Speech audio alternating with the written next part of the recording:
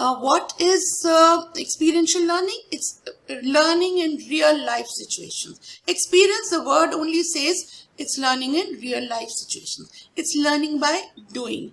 Then it is doesn't stop at that. It is not only doing and learning. After learning, what happens is you reflect upon it. Now, this is a very important part of experiential learning. Reflect means you now analyze what you have experienced, whys and hows.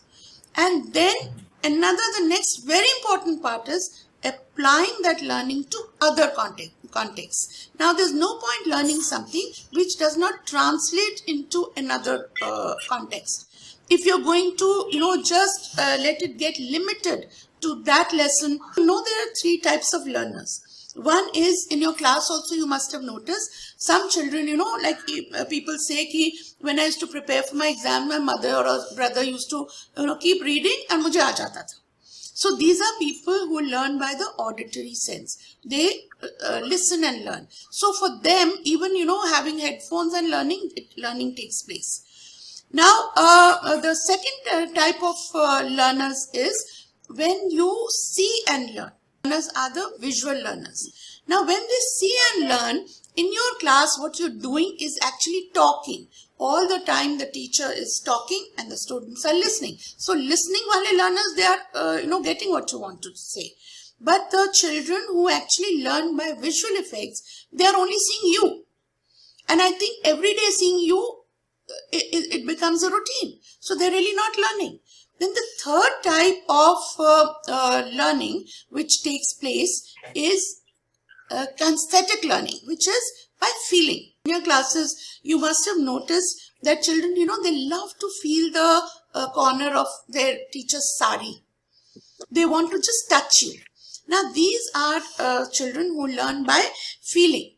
Now, the experiential learning is very good for visual learners and children who learn by feeling something. So that is why, and of course, experiential learning, the listeners, they are the ones who learn in any case. So this is a whole cycle of experiential learning. First is experiencing.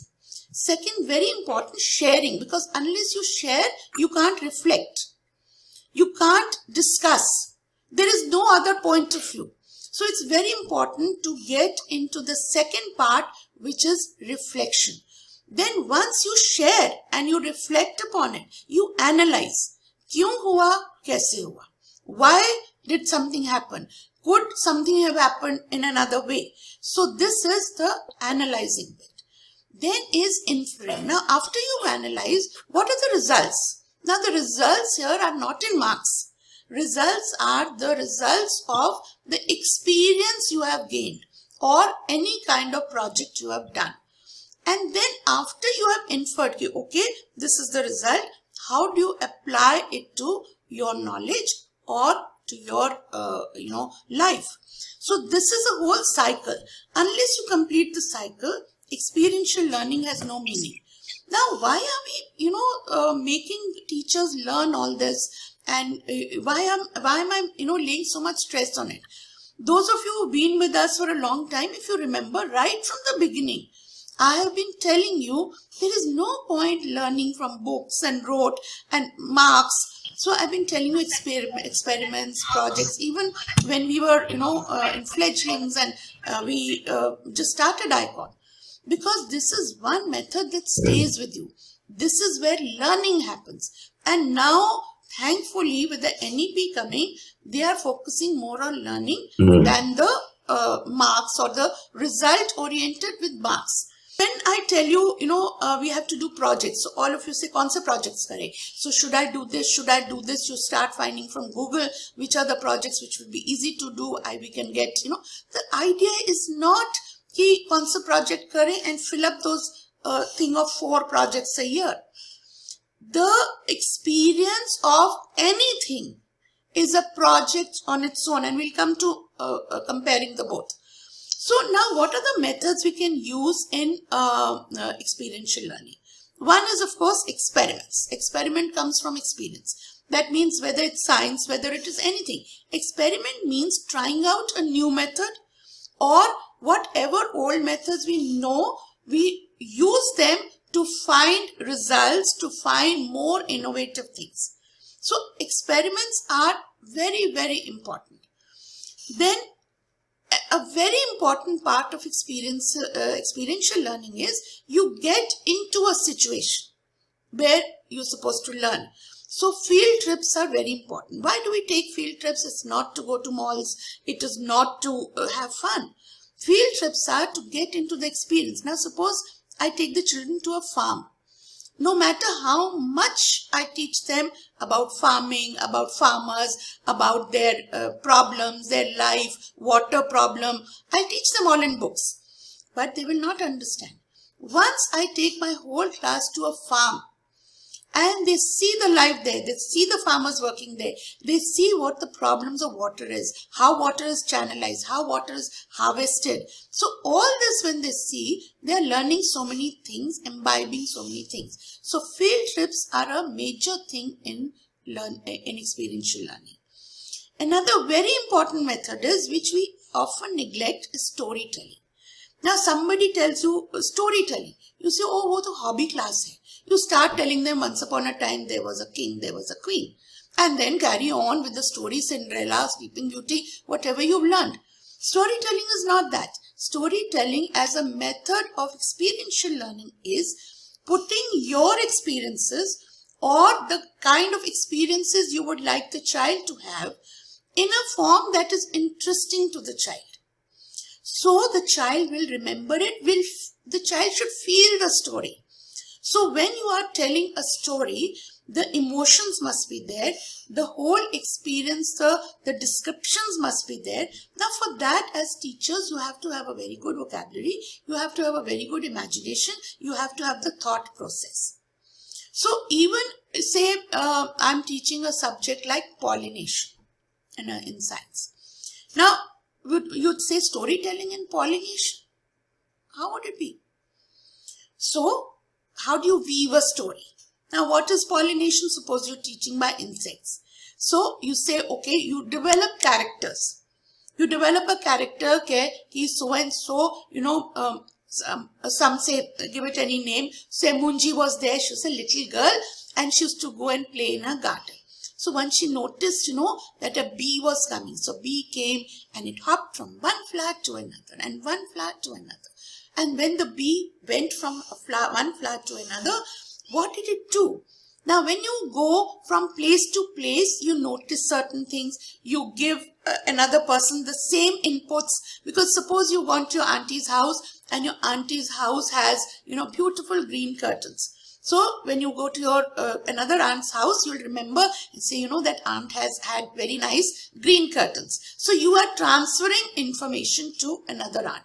So she might use it, she may not use it. So similarly, the bee, what it was doing, it was transferring something from the flower to another flower.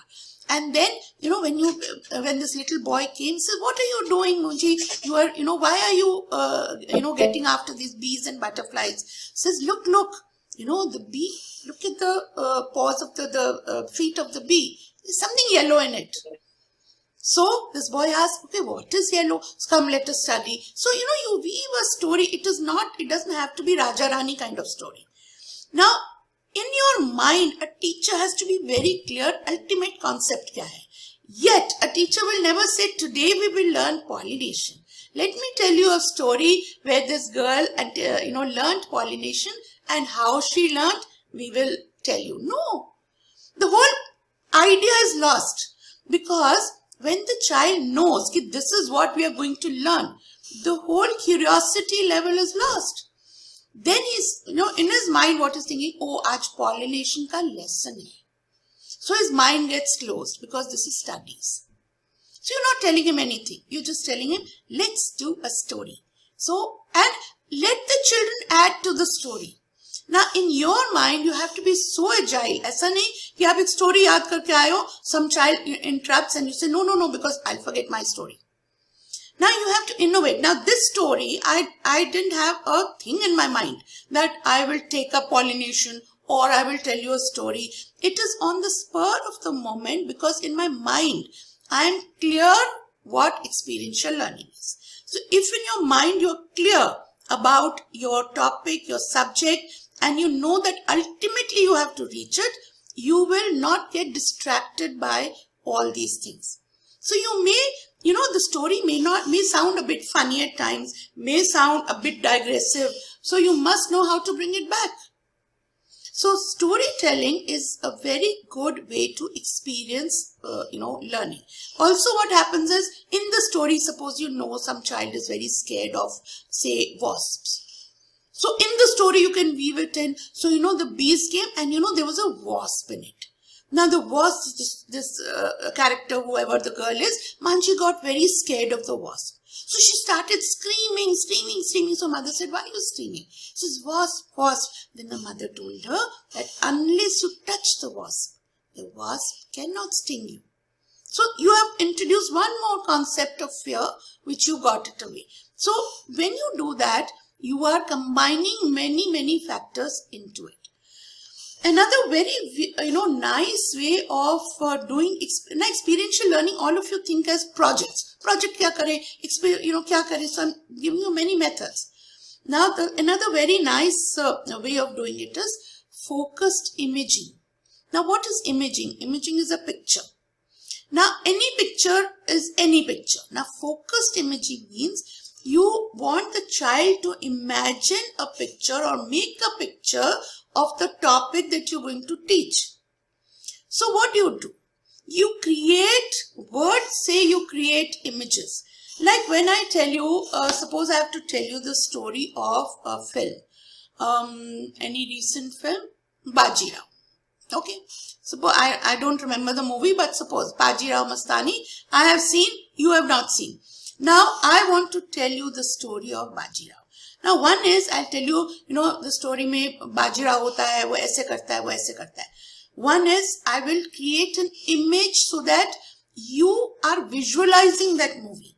Now if I am good with my imagination, with my words, you will feel as if you're seeing the movie. So firstly, I will speak of Bajirao in the present tense. If I speak on the past, you're listening to it as a story. If I speak of Bajirao in the present, you are listening to it as something which is ongoing. So what happens? Bajirao comes from war, and what does he see? There is this huge palace and his wife comes running. Tun, tun, tun, tun, tun. So I'll put some music, I'll put some, actions, I'll put some expression, and you feel that an image is created. Now what I'm doing is that I am giving you that experience through my words, through my storytelling abilities, and through my imagination. So that's another very good form of experiential learning. Every time you can't take the children there. So you make a scene where the children imagine that they are there. Take them into a new world, or like Alice in Wonderland. Alice in Wonderland, typical story. So what does Alice do? Alice, she goes and then the earth opens and she sees a hole and she goes into a deep. And there is all dark. So give pause. When you pause, the children imagine that they are in that deep. Take them there in their imagination. So when they go there, they are in the dark side. Now they are feeling the story. If you tell them Alice in Wonderland was a girl, she went there and the earth opened and then there was a black hole and then she saw a rabbit, it's not going to have the same effect. They're not going to remember it. Okay, then another one is what we do, model building. Now why do we do model building? Again, we tell them model bana ke lao, ideal village ka model bana ke lao. Now that's not experiential learning. Model building is that when they make a model with their experiences, thinking of how it would look in their imagination, their research, and then you make it with them and then they give their ideas.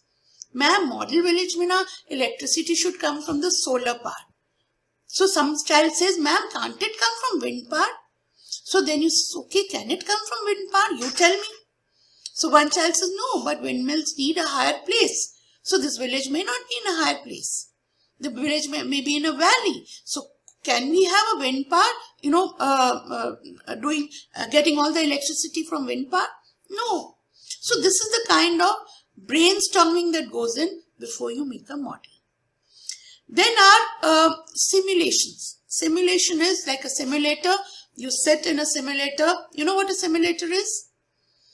Now, whenever like people have to fly aeroplanes, they instead of putting them in aeroplanes, what do?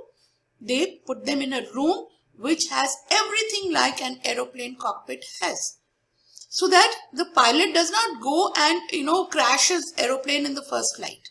So he practices everything there, which means you create conditions which are artificial but as good as real.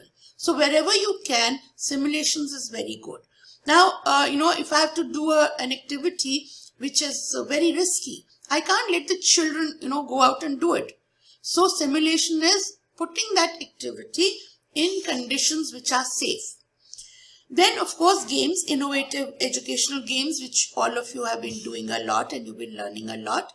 Drama, role plays is another thing. Unless you role play, you don't get the feel of it. Now, if I become Akbar, I will feel like Akbar. And then I will know how he thought, what he did, was it good, was it not, that we'll analyze later. So role play again is a very good method of experiential learning. Surveys. Now surveys are again experienced by talking to people, collecting data. Now so many times, people have their opinions without anything to back it up. If you see political opinion, somebody will say, BJP is very good. Somebody will say, no, BJP is not very good. Mamata Banerjee is doing a good job. Now, what are we doing? We do not have any data. We are not talking on basis of anything concrete. We are talking of opinions and passing them off as if they are very authentic. So, surveys may you have your opinions backed by data. Now, internships are actually getting into a situation which is like what NEP says, which is work. So, from 6th standard onwards, NEP says that they are going to have students work with people who are working in those fields. So, probably in higher classes, we can give them actual experiences. Like students go and work on a farm. Students go and work in the post office, work in a mall. So, those are internships. So these are the methods that can be used. Then narratives. Narratives are anything which are not like a little different from storytelling. Some incidents you retell. So if you know of any incidents, you can retell those incidents. So these are the kind of methods that can be used for experiential learning. Now, some of the topics that you can use for experiential learning is like water erosion or soil erosion. Now, you can actually take them to the farms. You can, have models which will show erosion. So, these kind of things are good topics to take on for experiential learning. Germination. You can actually show them they can actually germinate seeds. So whatever they can do is experiential learning. In maths, multiplication and division can be taught by plant growth and reproduction. So one plant, how many more plants has it reproduced? So what is multiplication? What is division? Division of the seed into two parts. Those kind of things. Then for grammar in English, what can you do? The students can represent each part of speech. And they can be, suppose one student is noun, one is verb, one is adjective, one is preposition. So you name them like that, and then they form groups and they form sentences. So they are actually doing role play and they are learning with that. Now, experiential learning, now we come to it. What is the difference between experiential learning and project-based learning? Now, project-based learning is also experiential learning. But all experiential learning is not project based. Project के लिए you need certain formal kind of things which you put together and you learn. Whereas experiential learning, you don't always need a formal kind of learning. So all project based learning is experiential. But all experiential learning is not projects. That is the difference. They overlap at certain points. Like when you learn to walk, you don't learn it by following rules. You don't do any project also. You experience it and you learn to walk. So that is experiential learning. Whereas the problem-based learning, PBL, we do not just learn from experience, we learn from reflecting of the experience. Now, when we do a project, we've learned walking, that is by experience. Now, after that, if you're doing a project, what are we are doing? Walking ka, how many steps are we taking? This is, suppose you're given a project. Okay, from this activity of walking, what are you going to deduce? How many kilometers or meters did you walk in so many seconds? So you're learning the concept of speed. You're learning mathematics. You are learning muscle movement in biology. So all that when you're learning, these are different small projects given to you based on your experience. So project-based learning is not a subject. It is not a small compartment. Ma'am, what are we supposed to do today? We are supposed to do project-based learning today. No. Project-based learning is a method of teaching.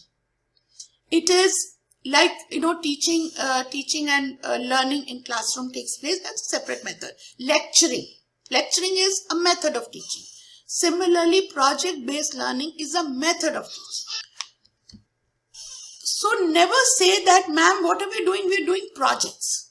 The teacher has to be excellent for project-based learning. Don't think that you're standing on the side that you're given the project. No. You have to be very vigilant that are they getting guided into it. When you go to a museum, there are arrows marked. Okay, now you go here, now you go here, now you go here. They don't tell you what to see. They don't tell you कि आपको यही देखना है. But you can't go 6-7 ways. If everybody starts going, one going from the right, one from the left, one seeing the 4th thing first and one seeing the 8th thing first, will it work? It will be total chaos in the museum. So what they do is, they put arrows. Exhibit number 1, pehle dekho. Then go to exhibit 2, then 3, 4, and they guide you through it. Audio guides are given, guiding you 1, 2, 3. So this is your role. Your role is guiding them through this maze so that they remain, within the confines and yet have the freedom. So their understanding has to be enriched by their exploring. You cannot tell them, okay, ye karo. Okay, how about doing this? Why don't you try this? Try this means it's not the answer. Just guide them towards the ultimate goal. Now, also project can be something as simple as an experiment also. So they are doing it within 1 hour or within 1 period. So what somebody said, projects are long. No, projects are not always long. You can have projects over a long period of time. You can have projects over a short period of time. So do not, in fact, all 4 projects do not have, one type only, making models. You have different things. Sometimes it can be a video presentation, sometimes it can be a PPT, sometimes it can be drama, sometimes it can be dance. It can be anything. And now, what is the difference between doing a project and project-based learning? Doing a project is one part of project-based learning. Don't confuse the two. Doing a project is not project-based learning. Project-based learning is a method. It is a full change of your mindset to learning anything with more experience, more hands-on learning. And now don't try and translate, every chapter now. How will I make it project-based? How will I make it?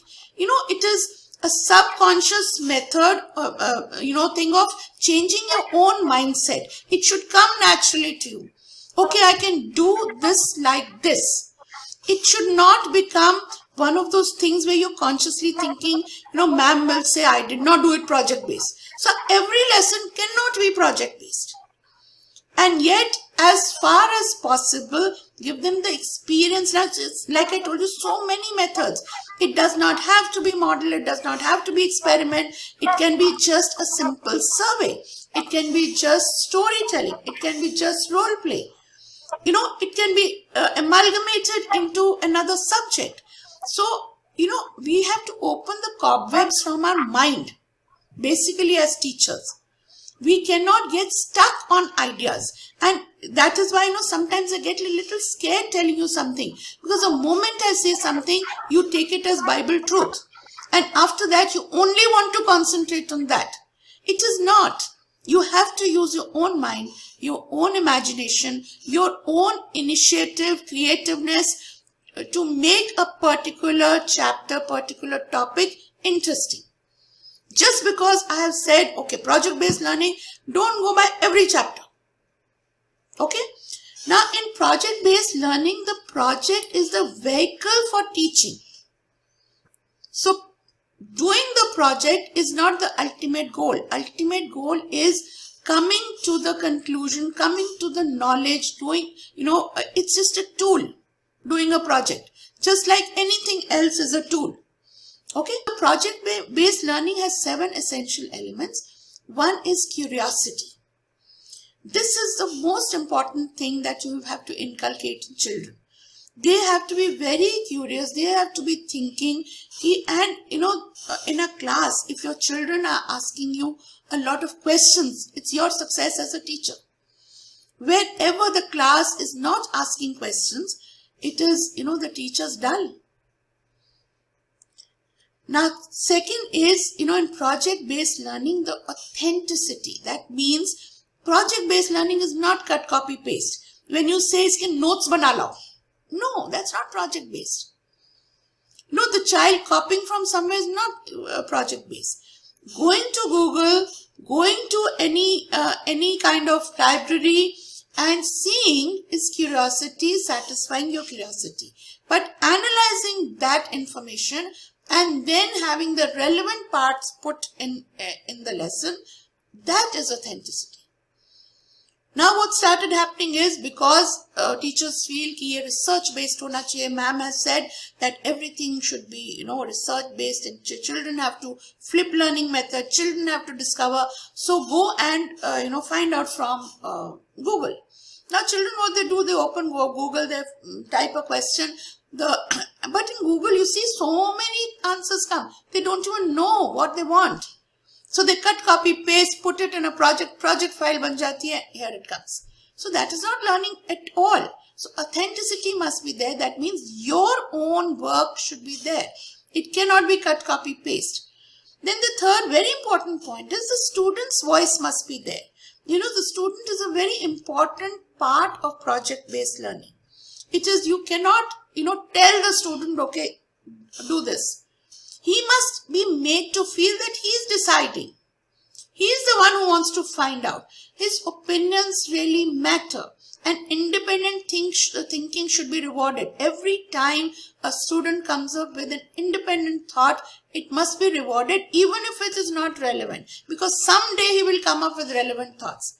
The moment the student comes up with an independent thought and you say, "Arey kya बेवकूफों जैसी बातें कर रहे हैं? What is this?" He will keep shut and never open his mouth again. So now as a teacher, why do you have to be so, so knowledgeable? Because you have to sift out in your mind that this is an irrelevant thought.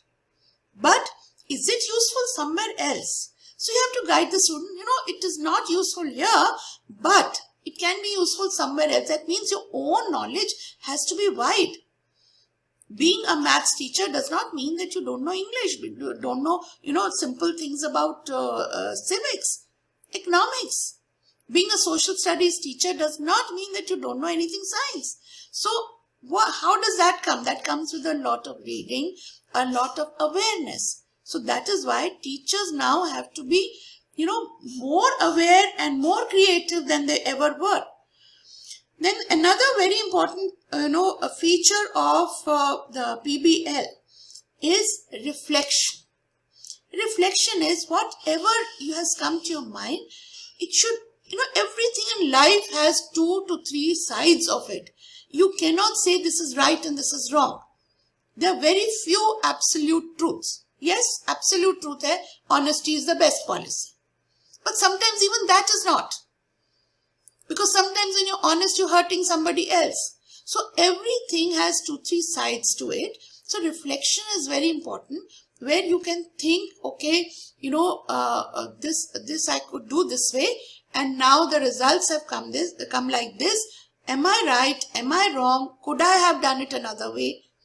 And what is the result I'm getting? What does it pertain to? So all this thinking is reflection. And then what we all of us shy away from is criticism. All of us think that criticism is saying bad things about people. Criticism is not saying bad things. If I criticize you as teachers, there's positive criticism and there is negative criticism. It does not mean that you are bad. One particular aspect of your teaching I might criticize. I might say, okay, this is not right with you, you've not done this properly, but that does not mean it is bad.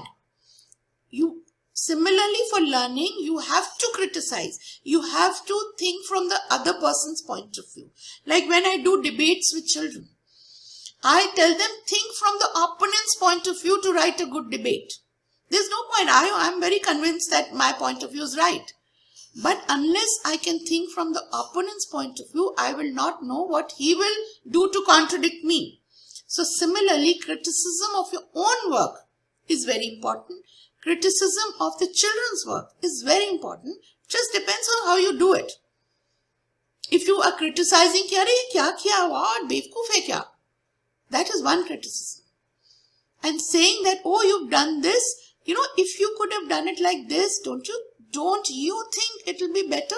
Then the child will think, oh, I could have done it like this. Maybe it could have been better. Or he'll tell you, no ma'am, if I had done it like this, this would have happened. Take it rightly, he is not back chatting. He is thinking, he is suggesting another alternative. So, criticism is very important. Now, result is important, but not as important as the method. Sometimes you employed the right methods, but in some step you've gone wrong and the result comes wrong, like typically in maths. In maths, why do you give a child may have gone wrong in the last step in just plus or minus, but he knows what to do. So the typical questions that you ask is, you can give a class of child 2 also, you can give big figures. A child does not know counting beyond 100. But you say, okay, 300 trucks came to my office today and 250 unloaded. So how many trucks did not unload? You don't have to calculate. Just tell me, what operation will you do? Will you do plus? Will you do minus? Will you do multiplication? Will you do division? So the result you're not asking for because you've not taught beyond 100. But you want the child to think on a bigger canvas. Now if you keep giving him 2 plus 5, 5 plus 3, तो वो तो उतने में ही रह जाएगा. Now he is not putting his mind on 200 minus 152. He is only putting his mind on his reasoning ability. That what am I supposed to do? I am supposed to minus. So when he says, ma'am, it will be minus, that's enough for you. Give him full marks. Because you've not asked him kitna. Okay? And then after all the project base, see, if I've done a full project and I've done it very well, everything. But if I can't communicate to you, what's the point? I can put it in my cupboard and go to sleep. So very important to present. Now presentation can be in many forms. It can be to a direct audience like we do in school. So EduFair mein hota hai, they present it to a direct audience. It can be just in front of his class, which is his own peer group. And now the peer group can criticize also. The peer group can ask questions also. That will get everybody thinking. So when you do small projects, ask the peer group to judge, to ask, to criticize. And also it makes the children learn that criticism is healthy. Most children cannot take criticism. They are very happy if yes, very good, bolo to. But they are not happy if you tell them, no, you haven't done this correctly. Then they lose interest. So that also teaches them a life skill of taking, criticism. And then the last one is application. How will you, in situations which are real? So these are the 7 essential elements of PBL. Now, how do you create, curiosity? Now, this is where your driving question comes in. Now, that day I was a silent, mute spectator when you were having this session with Deepika. And most of you could not get your driving question right. Now, driving question is not about telling him what you're supposed to do. Driving question is just to arouse curiosity so that he will want to do. So whenever you frame your driving question, just think, will the child think of ways of doing it? Will the child get interested in doing it? Not if the child will give the right answer. He doesn't have to, just like this sum I told you. He doesn't have to plus, minus, multiply, nothing. He just has to tell you what is to be done. Similarly, the driving question should tell you that will the children, will it spark their curiosity? Yes, देखते हैं, होता है कि नहीं? This is what the result should be of the driving question. It should have a sense of challenge and purpose. The driving question should also tell you, should make the child feel, will I be able to do it? I should try and do it. The challenge. Who will do it first? Will I give the right answer first, or will I be able to prove it first? So a lot of good projects have proving a statement. You're giving a statement. How will you prove it? So methodology batao. The statement is true. Sometimes you say this is the statement. Prove whether it is true or false. That means you're not saying ki say. Otherwise there are two choices, 50% to right hoga hi hoga. So true or false? False.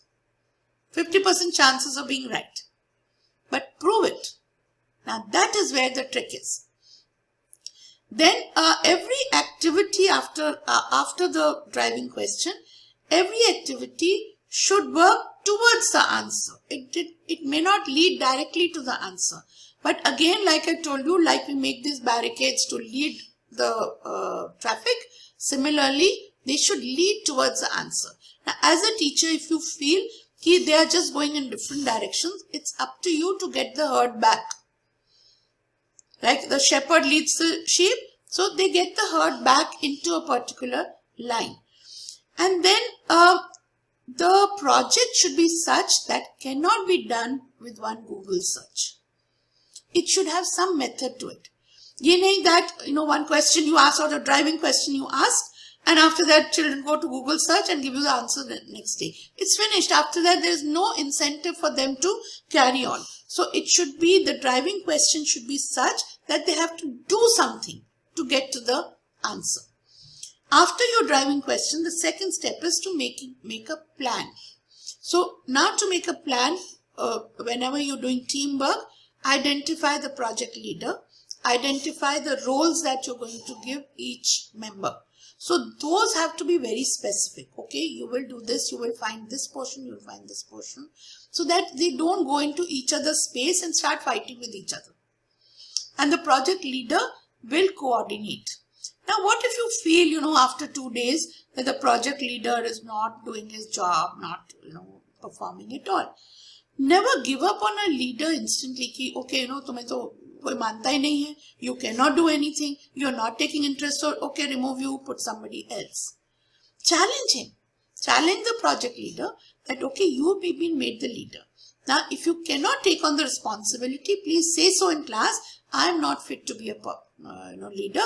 I want to take some time. I want to be one of the team till I learn to be a leader. So this is, positive criticism. Okay, take some time out. There's nothing wrong with taking a time out. Everybody is not a born leader. So if I made the wrong choice today, take time out and tell me when you're ready. Come back to me and say, ma'am, now I will lead this project. So that has to be identified. Then what are the tools you're going to use? That the teacher has to guide them for it, because you can give them several tools in a project. In a project, they can do experimentation, they can do data handling, they can do surveys, they can do drama, they can do dance, they can do anything. So get it out from them, okay, and work as a team. Let's do it. So that everything that the students are, thinking of, their own ideas, and keep jotting down on paper. And always have a plan B ready. Suppose a plan A fails, what is going to be plan B? Because suddenly when a plan fails, it's very difficult to change course. So when you plan your project, have a plan B ready. and give enough importance to the students' ideas. Allow them to think. Do not, all the time keep pouring your suggestions. Ask them what are they going to do. And use a lot of 21st century skills. 21st century skills are technology. Use a lot of technology, collaboration, communication, critical thinking, problem solving. So these are what you've done in various trainings. So use a lot of them in your projects. And then, also there may be, times when the results or the way of working is completely different from what you had planned. Now, never, let ego come in your way. कि मैंने तो ऐसा सोचा था, now they have come up with this. If it is useful, always appreciate and always try out things and encourage students to try out, even if they fail. You see, if you see in school, we have tried out many things. Every year we try out a new way of learning, teaching, new way of behaving, and all that. Everything's not been a success. We have failed at some. But we have learned from our failures also. We have learned what not to do. So that is why you see, if you see Icon and other schools, we've not been in a hurry. Every year we try out few things, we discard some, we take some. So gradually over these 12, 13, 14 years, we have come up with things which are sustainable. We have not got ready-made things. Now things with getting, you can go to Google, get a ready-made project also. Now thing with getting ready-made things is that there is nothing of your own in it. Now that ready-made, I was going through a lot of projects on Google when I was preparing for this. So a lot of projects, they were very good, but they don't fit into our environment. The results don't affect our lives. The methodology cannot be done in our kind of environment. So if I cut, copy, paste those things, I'll not be a success. So select projects which can be done in our environment and which children will feel happy, doing also. And encourage them to gather a lot of information, encourage them to explore a lot and fix a time frame for it. Don't give them unlimited time. So everything should have a deadline. Think of yourselves. If we had given you, project-based learning, 4 projects you have to do. Nobody would have done it. Nobody. But we gave you a deadline. Okay, you have to submit these 4 projects on this date. Then you started thinking.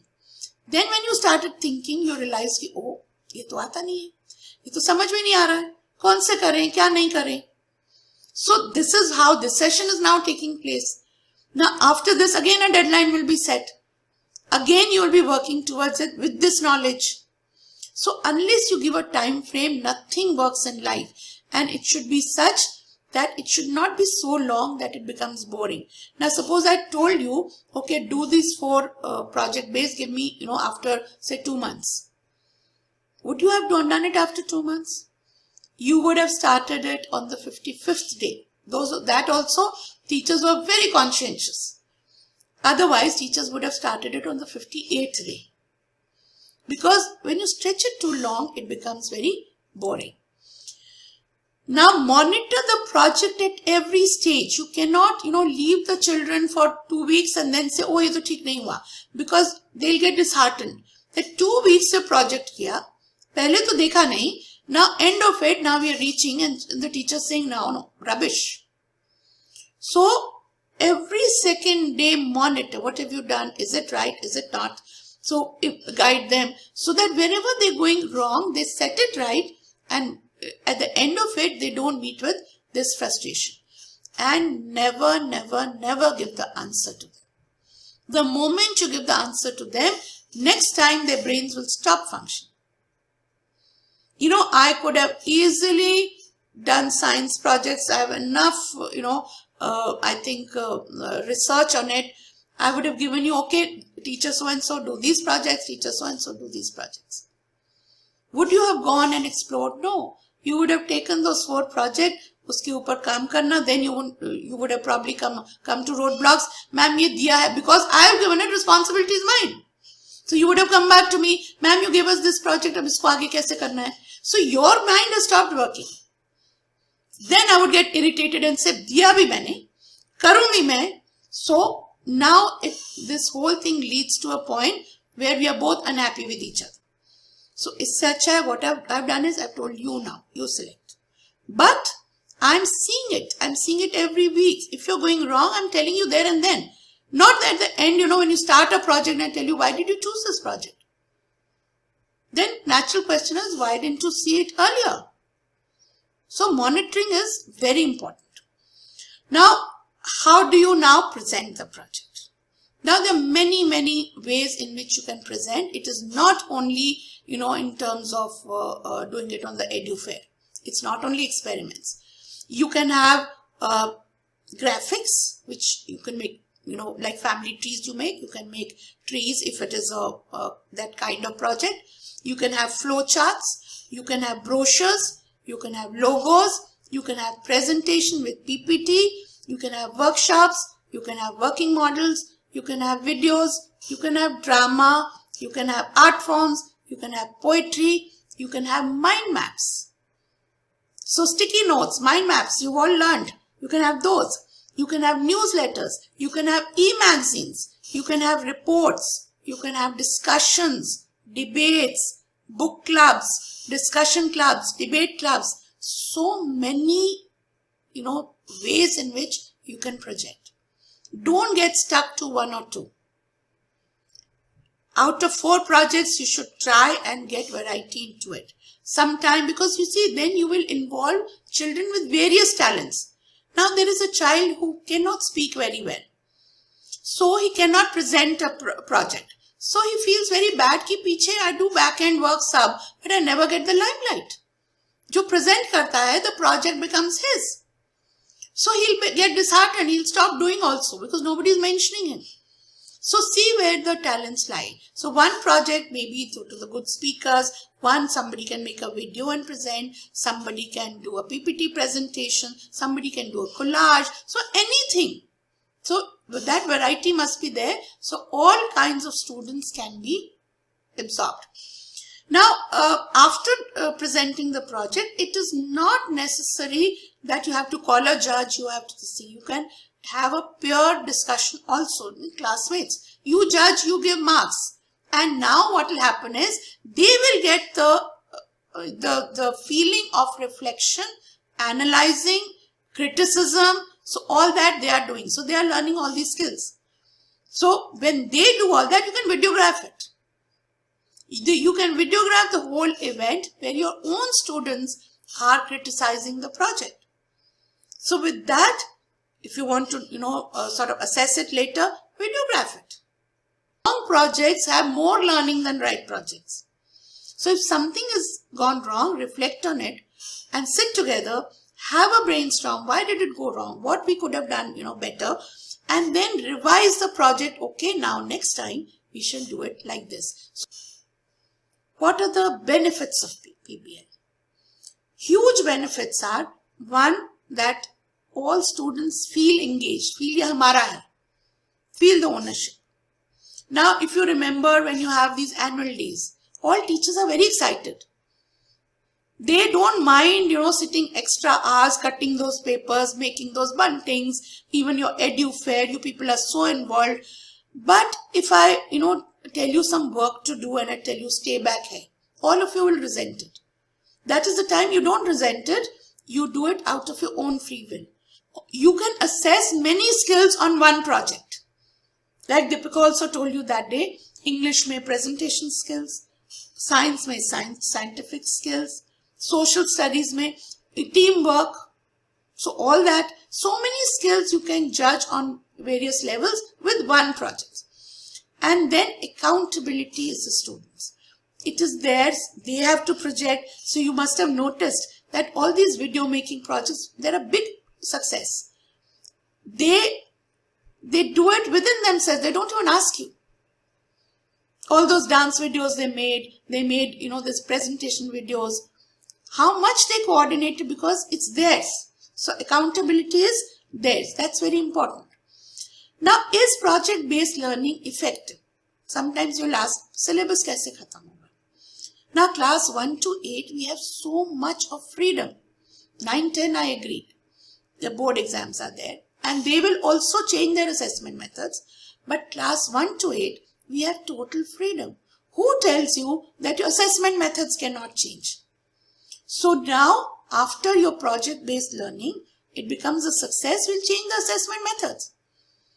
Why do you have to have these, these many marks ka tests and these many marks? You assess them according to different capabilities, different, criteria. So we'll change the assessment methods. Also, it allows students from actually doing. So it teaches them that all subjects are interrelated. Abhi kya hai? Ma'am, which subject? Gradually, now in life, do we think that I'm doing this action because I learned history, or I learned science, or I learned language? Whatever actions we do, we are doing because of our total learning. So this is very important. Now, every good thing has its con side also. So pros hain to cons honge hi. So what are the challenges? Biggest challenge is the classroom management. Now, as it is, teachers feel that the class is not involved, class is not quiet. Now, when you're doing project-based learning, you cannot expect a very quiet classroom, yes. But you have to stop them from being rowdy. Now, this is your skill as a teacher, how to engage them such that they are involved, they can talk, but they are not rowdy. So classroom challenge, management is a big challenge which you have to learn as teachers. Also, it is very tempting to lecture.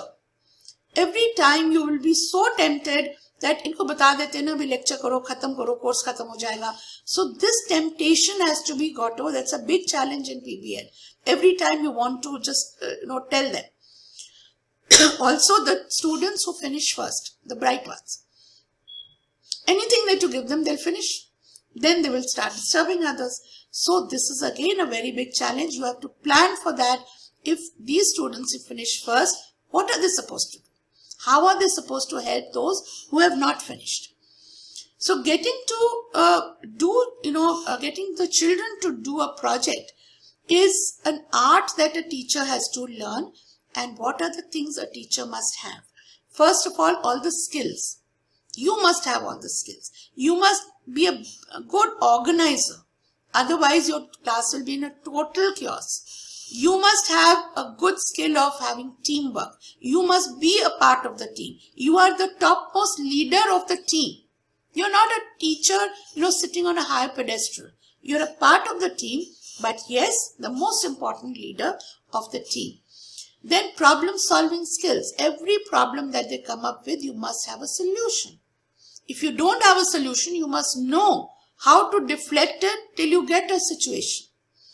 And you must have the ability to find the information. And most of all, you must be a lifelong learner. Once you stop learning, you will never be able to adapt this method of teaching. Okay? So these are a few of the things that PBL has. It is time consuming. It is sometimes you will see there's a lack of interest. Students will get bored with it. And it needs a very dedicated and hardworking staff.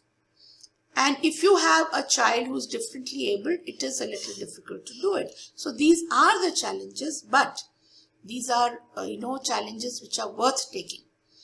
Now, once you do your project, you have a problem with how to write a project planner. So this, I will send it to you on WhatsApp, the format. So first of all, you have to write the grade. Then you have to write a core subject. That means if you're a science teacher, you're actually giving the project for science. So that is the core subject. Then you have to mention the other subjects that, by the way, byproducts may the child will learn through this project. So if you're given a science project, is the child learning side by side some math also? Is the child learning some social studies also? Now, don't think that the child has to learn all 5 subjects in one project. It's not necessary. But what is necessary is that something else should be a byproduct. Whether it is life skills, whether it is any other skill, whether it is another subject, but something else should be a byproduct of the project. Then it must be integrated with some other subject, so you have to mention that What is the subject it's integrating with? Then the concept. What is the concept, your basic concept you want to teach the child? So that you have to mention. Now, just like in science experiments we write, now after doing the project, a proper report has to be made. So for that, what is the aim of the project? What are the resources needed? That is, in the beginning you have to plan and give what is the resources needed for the project. What do you need? Last minute you can't ask the children, no, go running to the market and buy this. Then the project summary, exactly the method. In the method, which team member is going to do what should be clearly planned. The role of team members, it's very important, should be clearly planned so that nobody has overlapping roles and there is not a chaos. So this is your, when you present the projects, all these things you have to write in your project planner. So don't go by, the theoretical things that come on Google, because they're very complex. You will not understand half of it. So I've simplified it in your language, what you can understand. So you will write the project planner in this thing. Then what you have to mention is, what are the choices you offer to the students? Did they have a choice? SNE, you have not told them. You have asked them, okay, you can do this, this, this, this, this. What is the time required? Then what are the presentation tools? What are you going to use? A PPT, working model, discussion, art form, any video. So what are the tools you are going to use for the presentation? Now in this, it can be one, it can be multiple also. Then results. What is the result you are expecting? You will write at the actual result after the project. But what is the result you are expecting? What are the skills you want to teach the children? What is the result you're expecting out of the project? Then the kind of references you will guide the children to. What will you tell the children to do? Find out from where. So you must know as a teacher, where is the information? Okay. What is going to be your assessment criteria? When you're going to judge the project, on what basis are you going to judge the project?